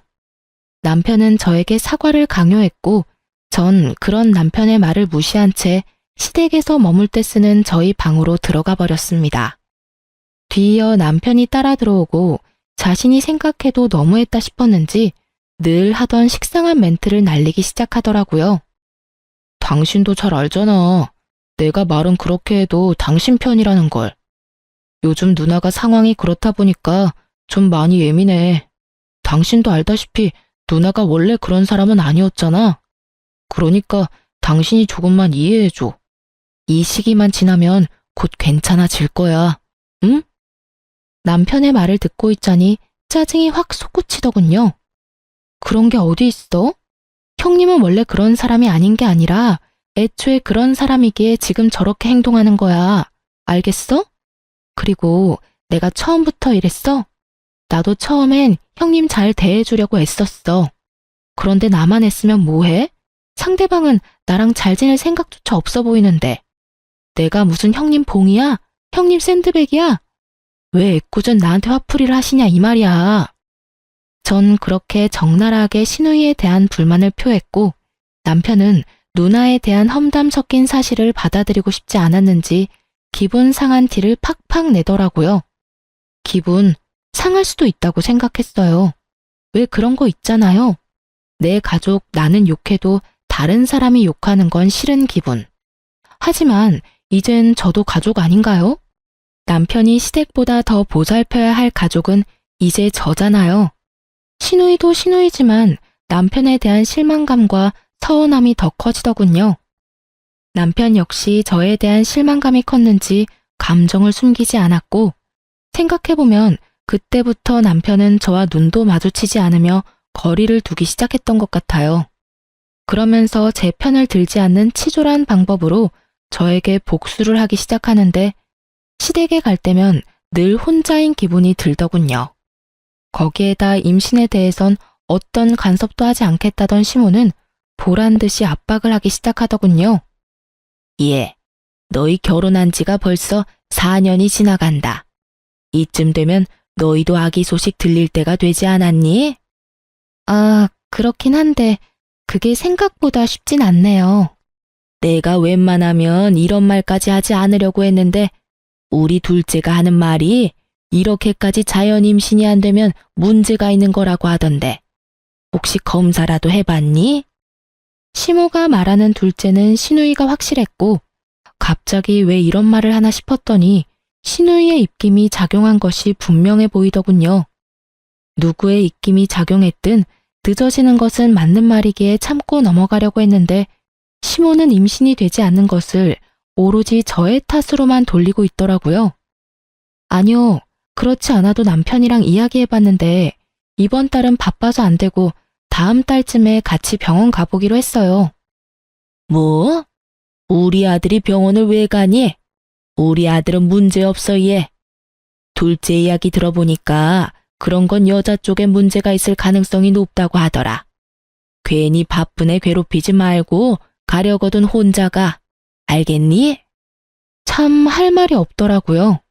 시누이가 의사도 아니고 그런 쪽으론 책 한 장 본 적 없는 백수인데 그 말을 왜 그리도 신뢰하는 것인지 알 순 없었지만 입 대봤자 말만 길어질 것 같아 그냥 웃으며 저희가 알아서 한다고 해버리곤 자리를 피해버렸어요. 상황이 이렇게 되자 전 스트레스가 극에 달했고 시댁만 피할 수 있다면 북극이든 남극이든 어디든 도망가고 싶은 심정이었어요. 하지만 저의 이런 바람과는 달리 시누이들이 정한 가족 모임의 날은 다가왔고 전 하는 수 없이 시댁으로 향했어요. 원래 계획대로라면 외식을 하기로 했었지만 고등학생인 첫째, 셋째 형님의 자녀들이 시험 기간에 맞물리며 자식 뒷바라지를 해야 한다며 모임에 오지 못하게 되었고 일이 그렇게 되자 문제의 둘째 시누이가 그냥 집에서 밥이나 먹자고 해버린 것이었죠. 자신이 할 것도 아니면서 집에서 하자는 시누이도 미웠지만 생각지도 않고 알겠다고 답하는 남편놈이 더 미웠습니다. 그렇게 전 시댁에 도착했고 시누이는 저를 또 괴롭힐 요량으로 외출도 하지 않고 저를 기다리고 있더군요. 이미 그땐 시누이와의 사이가 틀어질 대로 틀어진 터라 간단한 인사만 하고선 주방으로 향했어요. 앞치마를 메고 요리를 시작하는데 잠이 쏟아지더군요. 그때 전 회사를 그만두고 아동복 가게를 창업하기 위해 밤낮 없이 이리저리 알아보고 다니느라 잠자는 1분의 시간도 아까웠던 시기였기에 그날 역시 잠이 너무 부족했어요. 그렇게 저도 모르게 하품이 나와버렸고 그 모습을 본 시누이가 마스크를 챙겨오더니 저에게 확 던지며 저를 쥐잡듯이 잡기 시작하더군요. 이거 끼고 해. 그렇게 입 벌리고 하다가 침이라도 흐르면 어쩔 거야? 올케는 왜 그렇게 조심성이 없어? 결혼한 지 4년 정도 됐으면 이 정도는 알아서 준비해야 하는 거 아니야? 아니 형님, 졸려서 하품한 건데 그것도 못하나요? 그리고 제가 하품하면서 침을 흘렸어요? 아니면 침을 뱉었어요? 심지어 천장 보면서 하품했어요, 저. 그게 그렇게나 잘못한 일인가요? 올케, 정말 몰라서 물어? 어른들 드실 요리하면서 하품하는 자체가 더러운 행동인 거야. 알겠어? 오늘은 아쉬운 대로 이 마스크 쓰고 하고 다음부턴 주방에서 쓰는 투명 위생 마스크 사와서 그거 쓰고 해. 알겠어? 이 무슨 말도 안 되는 소리인가요? 시댁이 무슨 대기업 구내식당도 아니고 재채기도 아니고 제가 무슨 병균도 아니고 하품 한 번 했다고 마스크까지 끼라뇨. 뭐 청결을 위해서 마스크쯤 낄 순 있다고 생각해요. 하지만 시누이의 말투와 표정에서 그저 제가 싫어 걸어오는 시비라는 것을 드러내고 있었고 이쯤 되니 전 참을 수가 없더라고요. 제 성격도 좋은 편이 아니었던 터라 이 정도면 할 만큼 했다는 생각이 들었고 계속 참고 살다간 모르긴 몰라도 정신병에 걸릴 것만 같았어요. 제가 하는 하품이나 행동이 그렇게 더럽고 고가우면 직접 와서 하세요. 전 이렇게 말하며 입고 있던 앞치마를 벗어 시누이에게 던져버렸고 하필 그 앞치마가 시누이의 얼굴에 정통으로 맞아버렸죠. 너 지금 나 때렸니? 의도한 건 아니었는데 어쩌다 보니 그렇게 됐네요. 뭐? 인연이 진짜? 극도의 흥분을 한 시누이는 한 걸음에 달려와 제 머리채를 잡았고 저 역시 그날은 물러서지 않겠다고 작정을 한 날이었기에 시누이의 머리채를 사정없이 잡고 흔들어 버렸어요. 그렇게 적군의 중심지에서 싸움을 해버린 저의 결과는 예상했다시피 외로움 그 자체였습니다. 시모는 간섭도 하기 싫다는 눈빛으로 혀끝을 차고 방으로 들어가 버렸고 남편이라는 놈은 일방적으로 저만을 제지하며 누나 편을 들기 시작했어요. 당신 진짜 미쳤어? 어떻게 시누이 머리채를 잡을 수가 있어? 당신이 제정신이야? 당신 누나한테 무릎 꿇고 빌지 못해? 당신은 왜 내가 당신 누나 머리채까지 잡았는지는 전혀 궁금하지가 않구나. 내가 오죽했으면 이렇게까지 할까 이런 생각은 안 해? 하긴 그런 생각조차 한 적이 없는 사람이니까 지금 이 순간에도 그딴 말도 안 되는 소리나 하고 있겠지. 뭐라고? 너 진짜 이딴 식으로 굴 거야? 마지막으로 기회를 줄게. 지금 당장 우리 누나한테 무릎 꿇고 빌어. 감정을 억누르며 말하는 남편 놈을 보고 있는데 제 서러움은 폭발해버렸고 전 더는 시댁에서 있을 필요가 없다는 생각이 강하게 들더라고요. 그래서 전 남편에게 한마디 해주고선 제가 하던 음식을 다 버려버리고 시댁을 나와버렸습니다. 내가 한 음식은 형님이 더러워서 도저히 먹을 수가 없다네. 그러니까 이건 다 버릴게. 당신 식구들이 먹을 음식은 당신이 하든 그 잘난 당신 누나한테 다시 하라고 하든 알아서 하고 난 먼저 갈 테니까 밥을 먹고 오든 물을 먹고 오든 알아서 해. 그렇게 전 집으로 돌아와 버렸고 내심 남편을 기다리고 있는 제 모습을 발견했어요. 얼마나 한심하던지. 그런 꼴을 당하고도 남편을 기다리는 내 모습이라 생각보다 참 비참한 일이었어요. 기다리지 말아야지 하면서도 다시 기다리게 되고 그렇게 얼마나 시간이 흘렀을까요? 애증의 남편이 집으로 돌아왔고 저를 달래주기는커녕 무시하기 시작하더군요. 기대하는 바가 없어 실망할 것도 없다 싶었는데 서운한 마음이 드는 건 어쩔 수가 없더라고요. 생각해보면 전 그때까지도 남편을 사랑했던 것 같아요. 각방을 쓰면서도 이혼은 생각하지도 않고 있었으니까요. 이혼 고민은 아예 생각조차도 하지 않았다면 거짓말이겠지만 고민의 끝은 늘 그래도 참고 살아야지였어요. 그렇게 각방과 함께 무건수행하는 날들은 길어지고 있었고 화장실조차 따로 쓰고 있었어요. 남편은 거실, 저는 안방에 있는 화장실을 쓰고 있었죠. 그러던 어느 날 남편이 쓰던 화장실 변기가 고장이 났고 하는 수 없이 제 화장실을 함께 쓰게 되었어요. 남편은 평소 화장실에 휴대전화를 가지고 가 오랫동안 앉아있는 것이 버릇이었는데 그날 역시 화장실로 들어간 남편은 출근 시간이 촉박해지자 허겁지겁 준비하고선 급히 집에서 나가더군요. 남편이 나간 후 저 역시 씻기 위해 화장실로 들어갔고 선반 위엔 남편이 깜빡하고 두고 간 남편의 휴대전화가 덩그러니 올려져 있더라고요. 전 남편이 현재 쓰고 있는 방에다 가져다 둬야겠다고 생각했고 휴대전화를 들어 올리는 찰나 전화가 오더군요. 주대리. 액정에 보이는 것은 주대리였어요. 순간적으로 드는 생각이 출근한 남편이 휴대전화가 없음을 알고 주대리의 휴대폰을 빌려 전화했구나 싶었죠. 전 그렇게 아무런 의심도 없이 전화를 받았지만 생각했던 남편의 목소리가 아니었죠. 아니, 정확히 말하자면 상대방이 아무 말을 안 하더군요. 쎄한 마음이 들어 다시 한번 누구냐며 말을 꺼냈어요. 여보세요? 여보세요? 말씀하세요. 저 이 휴대전화 주인 아내 되는 사람인데요. 저희 남편이 휴대전화를 두고 갔는데 알고 전화하신 거 아니에요? 아니에요. 전화를 잘못 건 것 같네요. 그렇게 전화가 끊겼는데 이상하더라고요. 당연히 남자일 줄 알았던 주대리가 여자인 것도 이상했지만 무엇보다 이상했던 것은 떡하니 남편 휴대전화엔 저장되어 있는 번호인데 잘못 걸었다며 끊어버리니까요. 물론 남편과 아는 사이이긴 하지만 남편에게 전화를 걸려는 것이 아니었을 수도 있겠죠.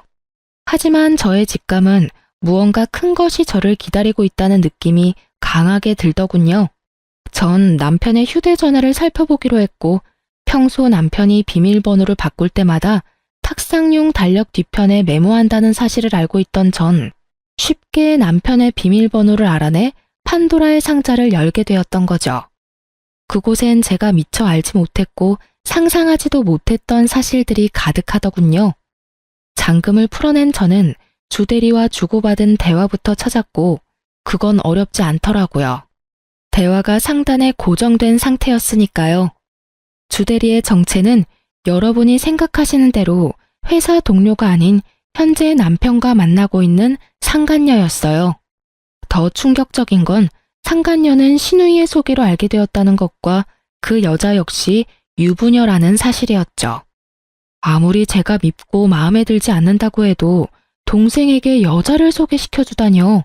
그것도 유부녀를요. 심지어 본인이 남편의 외도 때문에 이혼까지 해놓고선 어떻게 친동생에게 외도를 종용할 수가 있는 것인지 참 어이가 없더라고요. 누굴 탓하겠어요? 친구까지 소개해주며 바람을 종용하는 년이나 꼬신다고 외도나 저지르는 놈이나 용서할 수 없는 건 매 한 가지인걸요. 전 두 사람 다 절대로 용서할 마음이 없었고 저의 이런 굳은 심지를 더욱 굳건하게 만들어주는 메시지를 발견하게 되었어요. 그건 바로 신우이와 남편이 주고받은 메시지였는데 거기엔 신우이의 이런 말이 있더라고요. 너도 내 친구 만나면서 스트레스 좀 풀고 살아. 옳게 하는 꼴을 보니 너 숨도 못 쉬고 살 것 같더라. 내가 우리 동생 숨 쉴 틈 만들어주는 거야. 알겠어? 이런 누나가 어디 있니? 내가 생각해도 난 정말 세상에 둘도 없는 누나야. 네, 세상에 둘도 없긴 하겠더라고요. 자신이 남의 인생을 망치고 있다는 사실을 전혀 알지 못하는 신우이는 스스로에게 아낌없는 찬사를 보내고 있더라고요. 전 그렇게 괜찮다는 여자의 얼굴이 궁금했고 사진첩도 살펴보게 되었죠. 사진은 없을 수도 있겠다 생각했는데 친절한 남편놈이 상간녀의 폴더까지 따로 만들어 사진들을 모아놨더라고요. 거기엔 상간녀와 함께 찍은 사진들로 가득했고 상간녀의 독사진 중엔 가운을 입은 사진이 있었는데 그 사진을 통해 상간녀가 한의사라는 사실을 알게 되었어요. 유니폼에 적힌 상호로 검색을 해보니 운이 좋게도 그 한의원은 부부가 운영하는 한의원이더라고요. 얼마나 기쁘던지. 전 모든 증거를 사진으로 남겼고 이혼을 위한 준비를 시작했습니다. 일단 하루 날을 잡고 친정으로 가 모든 사실을 미리 부모님께 말씀드렸어요. 신우이가 이혼하게 된 후 어떤 일들이 있었고 저 역시 행동을 어떻게 했는지, 그래서 현재 상황은 어떠한지, 그렇기에 앞으로 어떻게 할지에 대해 부모님께서 최대한 충격을 받지 않으시게 설명을 해드렸고 엄마는 이런 말씀을 해주셨어요. 우리 딸 그동안 많이 힘들었겠네. 엄마랑 아빠는 상황이 어찌 되었든 간에 네 뜻을 존중해. 말이야 바른 말이라고 네 인생 네가 살지 우리가 살아주는 건 아니잖아. 그러니까 우린 신경 쓰지 말고 네 뜻대로 해. 네가 하고 싶은 대로 하면 엄마랑 아빠는 네 뒤에서 아낌없이 응원해 줄게. 알겠지? 고마워 엄마. 그리고 아빠. 이혼을 결정하고 난 뒤 가장 걱정스러웠던 건 부모님의 반응이었는데 그것이 잘 해결되고 나니 거침이 없어지더라고요. 전 바로 다음날 한의원으로 찾아갔어요. 그날은 상간녀는 쉬고 그 남편만 진료를 보는 날이었고 전 저의 진료 순서가 마지막이 될 수 있게 마지막 진료 시간에 맞춰서 병원에 방문했습니다. 계획대로 전 마지막 환자로 진료실에 들어가게 되었고 드디어 상간녀의 남편을 마주할 수 있었어요. 상간녀의 남편은 친절하게 저의 상태를 물어왔고 전 외도 증거들을 내밀며 이렇게 말했어요. 어디가 불편하셔서 오셨을까요? 제가 요즘 이것들 때문에 화병이 날 것만 같아서 찾아왔어요. 한번 봐주시겠어요? 제가 내민 증거들을 살펴보던 상간녀의 남편은 굳은 표정으로 저에게 묻더라고요. 상황이 좋진 않네요. 그렇죠?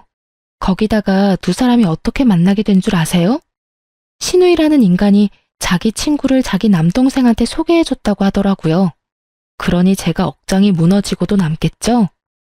요즘 외도 중인 남편 놈만 생각하면 잠도 안 오고 계속 화만 나고 이러다 제 명예는 못 살 것만 같아서 찾아오게 됐어요. 그래서 제가 어떻게 하면 될까요? 저를 좀 도와주셨으면 좋겠어요. 어떻게 도와드리면 될까요? 도와주실 건가요? 네, 얼마든지요. 살펴보니 돕는다는 표현보단 함께한다는 표현이 더 맞는 것 같긴 하지만요. 그러면 지금 바로 저랑 어디 좀 가실 수 있을까요? 전문 용어로 현장 급습이라는 걸 해보려고요.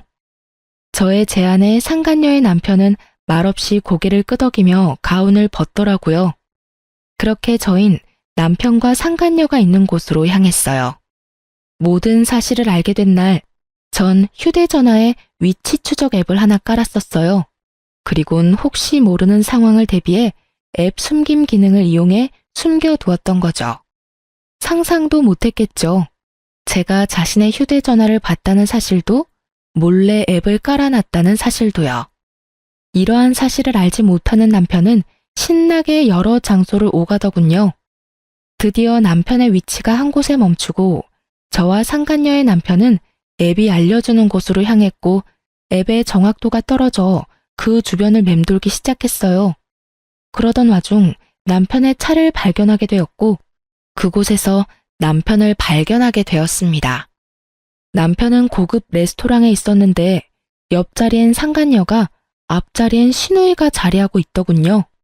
어쩜 그렇게 화기애애하게 모여있을 수가 있는지 그 모습을 보는데 화는커녕 허탈하더라고요. 저라고 처음부터 시누이에게 그렇게 막대먹게 군 건 아니었어요. 처음 시누이가 이혼하고 돌아왔을 땐 저도 시누이에게 살갑게 굴며 잘 대해주려고 했었어요.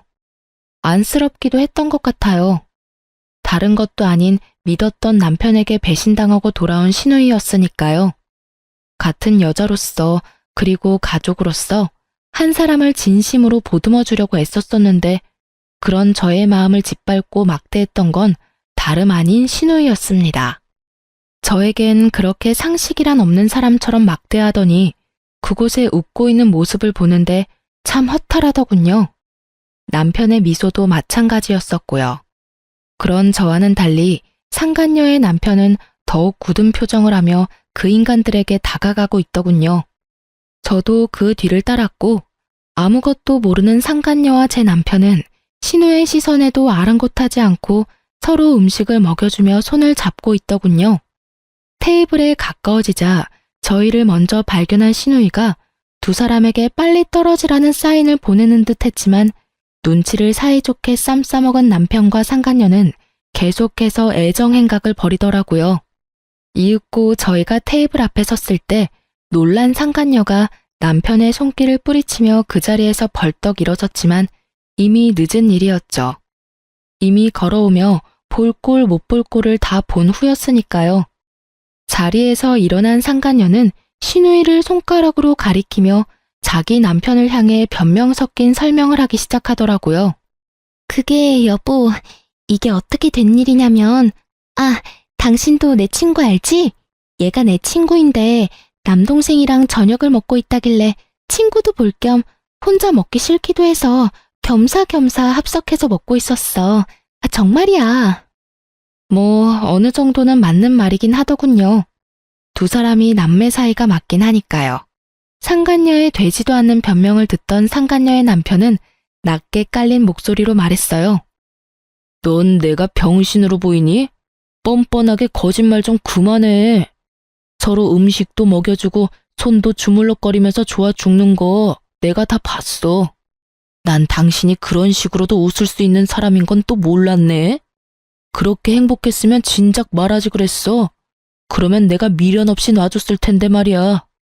낮게 깔려 감정도 없는 그 목소리가 더욱 무섭게 느껴지더라고요. 상간녀 역시 그러했는지 그 자리에서 무릎을 꿇더니 애원하기 시작하더군요. 아니야, 여보. 왜 그렇게 무서운 말을 해? 난 당신밖에 없어. 난 당신 옆에 있어야 비로소 행복하다는 거 당신이 더 잘 알잖아. 글쎄, 나도 그런 줄 알고 살았는데 오늘 내가 보고 들은 건 내가 이때껏 알았던 사실과는 좀 상반되더라고. 뭘 보고 뭘 들었든 내가 다 설명할 수 있어. 정말이야, 여보. 제발 내 말 좀 들어줘. 나한테 한 번만 더 기회를 줘. 아니, 아니야. 대화할 필요도 없고 기회를 줄 생각도 없어. 그냥 그 남자랑 살아. 그게 나를 위한 일이니까. 깔끔하게 이혼하고 한의원에도 출근하지 마. 어차피 당신 환자라고 해봤자 얼마 되지도 않는데 쉬면 감 잃을까봐 굳이 진료 보라고 한 거였으니까 이왕 이렇게 된 김에 그 좋아 죽는 남자랑 사랑놀이나 하면서 푹 쉬어. 짐은 다 싸서 친정으로 보내줄 테니까 집에도 올 필요 없어. 그럼 가볼게. 상간녀의 남편은 하고 싶은 말은 다 한 듯 저에게 연락한다는 말을 남기고 자리를 떠버렸고 상간녀 역시 남편의 뒤를 따라 나가더라고요. 남편은 그제야 저에게 무릎을 꿇고 빌기 시작하더군요. 여보, 내가 잘못했어.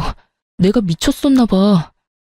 처음엔 그냥 친한 누나 동생으로 지냈는데 그게 어쩌다 보니 이렇게 됐어. 그게 정말 실수야. 남편이라고 무슨 할 말이 있겠어요?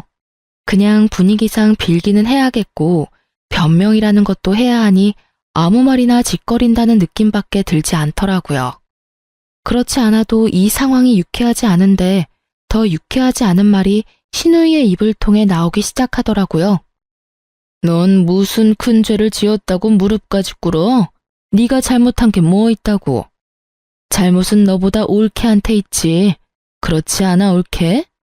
입으로 뱉는다고 다 말이 아닐 텐데 이것도 말이라고 짓거리는 신우이를 보고 있는데 참 기가 막히더군요.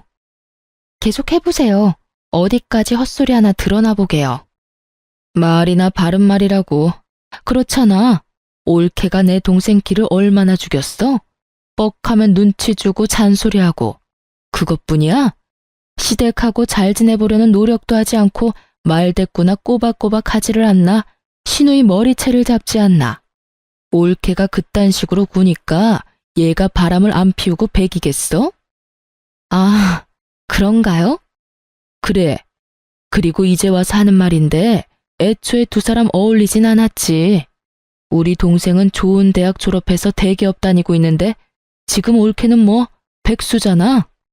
남편 돈 받아서 편하게 사는 백수. 동생아, 이참에 그냥 이혼해. 일도 이렇게 됐고 너 어차피 올케하고 잘 살긴 글렀어. 깔끔하게 이혼하고 내 친구랑 연애나 하면서 살아. 한의사, 얼마나 좋아? 연애까지 하다가 결혼까지 하면 더할 나위 없이 좋고. 저도요. 좋은 대학에 좋은 회사 다녔어요.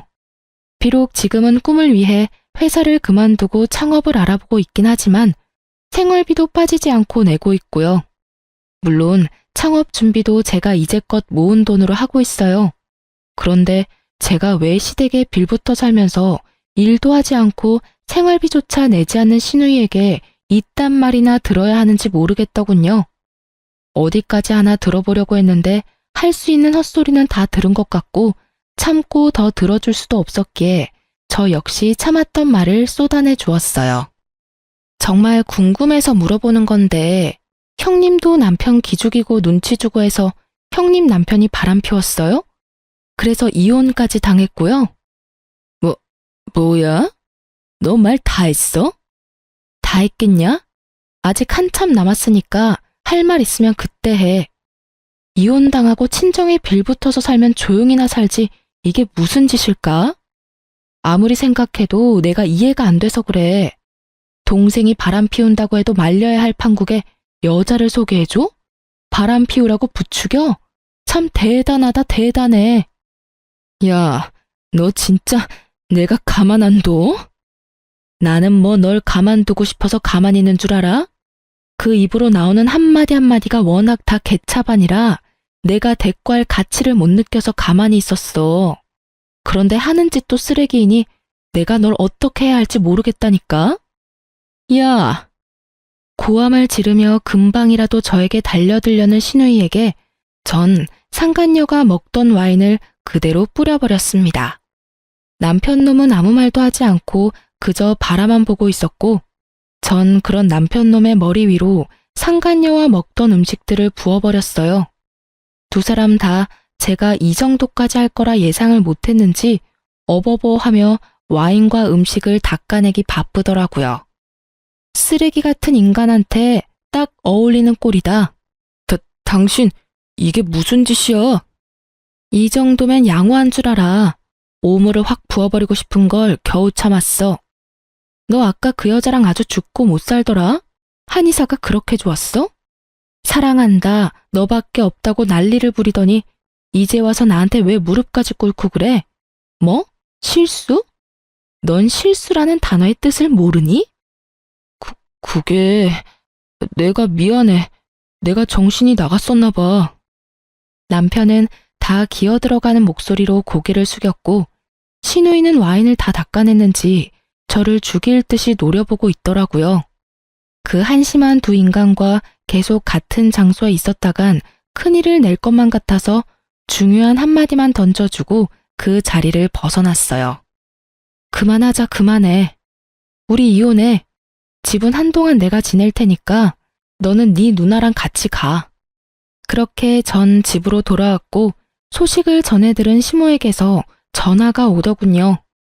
딸도 이혼하고 돌아왔는데 아들마저 이혼이라니. 시모 입장에선 이건 절대로 말려야 한다 싶었겠죠. 아가, 이게 무슨 일이니 도대체? 이혼이라니? 말 그대로예요. 저 어머님 아들이랑 이혼하려고요. 갑자기 왜 그래? 너희 싸웠니? 아니, 아무리 싸웠다고 해도 이혼이 그렇게 쉽게 결정할 문제야? 상황이 이렇게 심각한데 이 와중에 시모에게 아무 말도 하지 않은 것 같더라고요. 숨긴다고 숨겨질 것도 아닌데. 그래서 전 있는 사실 그대로 시모에게 알려줬어요. 그냥 싸워서 헤어진 게 아니고요. 남편이 바람 피워서 이혼하고 돌아온 어머님 딸이 충격이 컸는지 자기 친구를 어머님 아들한테 소개해줬더라고요. 뭐라고? 그게 사실이야? 놀랍게도 사실이에요. 자기도 이혼했으니 동생도 이혼하길 바랬나 보죠 뭐. 동생한테 여자나 붙여주는 누나나 조강지쳐 내팽개치고 바람이나 피우는 동생이나 둘 다 참 생각도 없고 어이도 없고 상식도 없던데요. 그러니까 저한테 전화해서 이러지 말고 어머님 자식들이나 볶으세요.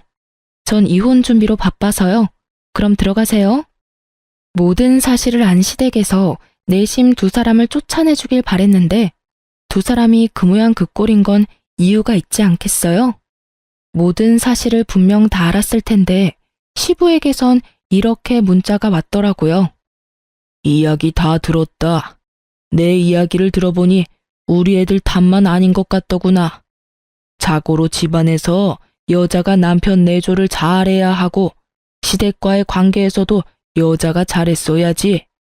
오죽했으면 우리 애들이 그런 짓까지 했겠어. 그러니 너도 남 탓만 하지 말고 반성 좀 하고 조용하게 이혼했으면 좋겠구나. 웃음이 다 나더군요. 그러면서도 저딴 부모 밑에서 보고 자랐으니 저 모양 저 꼴이지 싶더라고요. 전 변호사를 만나 이혼을 진행했고 이혼이란 게 생각보다 참 쉽더라고요. 시간이 걸리긴 했지만 쉽게 이혼하게 되었어요.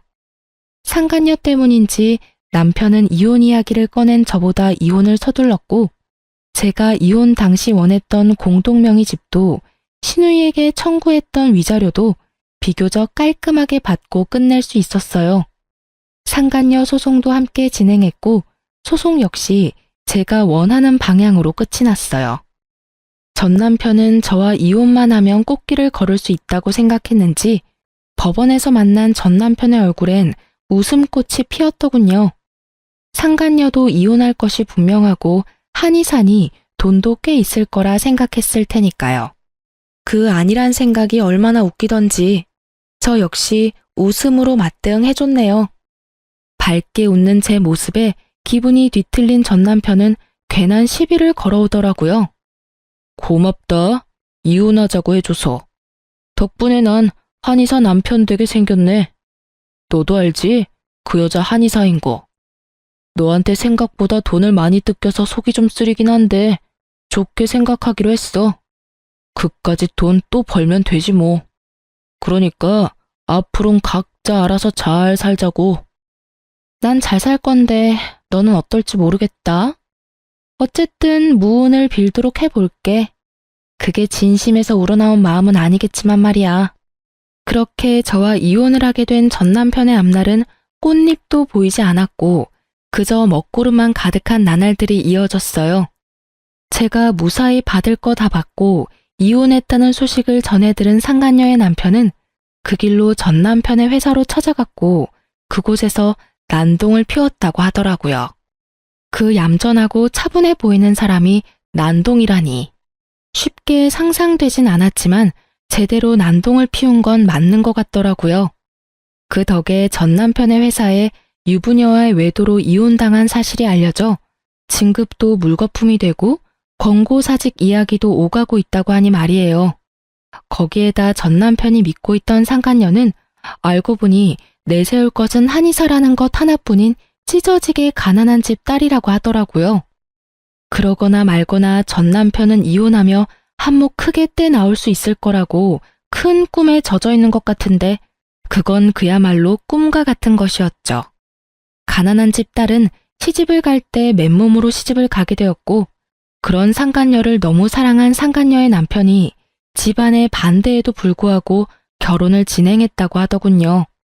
1년도 채 되지 않는 짧은 결혼 생활에 나눌 수 있는 재산은 없었고 상간녀가 누리고 있던 집, 차, 심지어 한의원까지 전부 남편의 명의였기에 상간녀는 그야말로 한의사라는 타이틀 하나만을 가지고 맨몸으로 이혼을 당했다고 하더라고요. 그나마 있던 돈도 저에게 위자료로 주었으니 알거지나 마찬가지였죠. 이제 남은 건 한의사라는 타이틀이었는데 그마저도 쓸모없게 돼버렸지 뭐예요? 그 업계에 상간녀의 전 남편이 이혼했다는 소식과 함께 상간녀가 얼마나 추악한 짓을 하고 돌아다녀 이혼당하게 되었는지까지 소문이 다 나버렸다고 하니까요. 아마 한동안 취업은 어려울 것이라고 하더군요.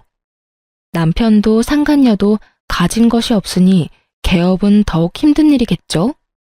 전 준비하던 아동복 매장을 개업해서 잘 지내고 있어요. 운 좋게도 맘카페에 소문이 좋게 나서 매출이 꾸준하게 상승하고 있어요. 사연 처음에 말씀드렸다시피 전 신우이를 마주하게 된 것은 이 아동복 매장이었는데요.